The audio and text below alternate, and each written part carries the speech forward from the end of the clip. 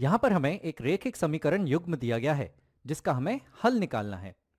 अब जब हम एक रेखिक समीकरण युग्म के हल की बात करते हैं तो हम ऐसे x और y की बात करते हैं जो इन दोनों ही समीकरण को संतुष्ट करे। तो अब अगर तुम ये वाला समीकरण देखो तो यहाँ पर हमें y अलग से निकालकर दिया गया है कि y बराबर है 2x ऋण 5 के।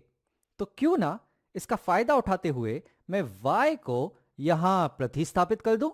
तो इस समीकरण में मैं y की जगह यहां पर 2x ऋण 5 प्रतिस्थापित कर दूंगा।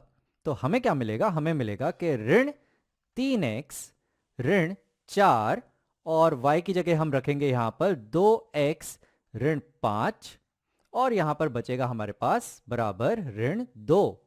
तो इस प्रतिस्थापना विधि के द्वारा हमें यहां पे एक समीकरण मिल चुका है जिसमें सिर्फ एक ही चर है जो है x। तो इसे हम हल कर लेते हैं और x का मान निकाल लेते हैं। तो हमें यहां मिलेगा यह है ऋण 3x, ये ऋण 4 यहां गुणा हो जाएगा, ऋण 4 गुणा 2x हो जाएंगे ऋण 8x, ऋण 4 गुणा ऋण 5 हो जाएंगे धन 20 और यहां पे हमारे पास ऋण 2। अब यहाँ पे ऋण 3x ऋण 8x हो जाएंगे कुल ऋण 11x, तो ये हो जाएंगे ऋण 11x और फिर है हमारे पास धन 20 और ये बराबर है ऋण 2 के। अब दोनों तरफ मैं 20 घटा देता हूं तो यहाँ पे 20 चला जाएगा और यहाँ आ जाएगा ऋण 2 ऋण 20 जो हो जाएंगे ऋण 22। तो मुझे मिलेगा यहाँ पे कि जो ऋण 11x है वो बराबर होगा ऋण 22 के। और अब अगर मैं दोनों तरफ ऋण 11 से विभाजित कर दूं दोनों ही तरफ तो मुझे यहां पर मिल जाएगा ऋण 11 बटा ऋण 11 हो जाएगा 1, तो ये होगा 1x यानी कि हमें मिलेगा x का मान जो बराबर होगा ऋण 22 बटा ऋण 11 यानी ये होगा धन 2 के। तो x का मान हमें यहां मिल चुका है वो है 2।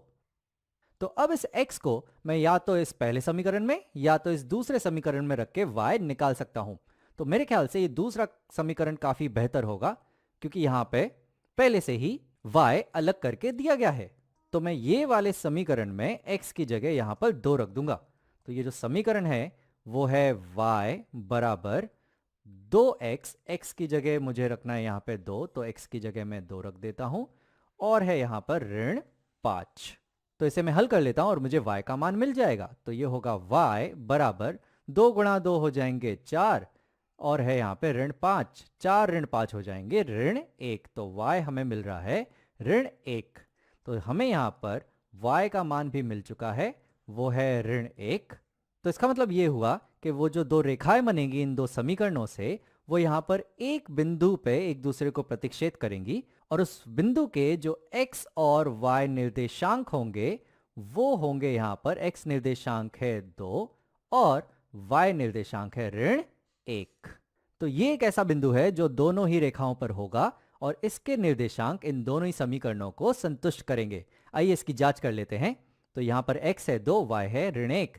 तो x यहाँ पर जब मैं 2 रखूंगा तो 2 गुणा 2 4 ऋण 5 हमें मिलेगा ऋण 1। सीधी सी बात है y होना चाहिए ऋण 1।